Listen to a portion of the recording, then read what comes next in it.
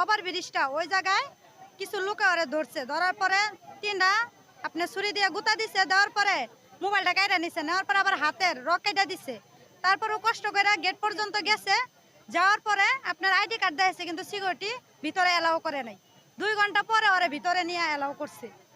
তখন এরা কিছু ছবি তুললা দেখাইছে যে বাইসা আছে। এখন কি আপনারা জানেন যে বেঁচে আছেন? আমরা শুনছি যে মারা গেছে, আমাদের এরা সঠিক খবর দিতেছে না। এখনো সঠিক না যে বেঁচে আছে কি মারা গেছে? হ্যাঁ, মারা গেছে। লাশ 11টা বাজে নিয়ে আসছে, নিয়ে আসার পরে জানাইতে দেয় না।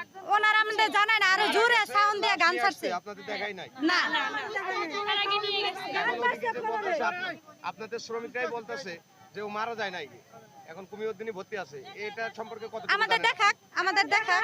আমাদের প্রমাণ সহ দেখা, তাহলে আমরা বুঝবো যে ঠিক আছে মারা যায় নাই। যাই হোক, আমরা চাই এই জায়গার নিরাপত্তা। 2 দিন পর পর এই জায়গা খুন খারাপ হয়।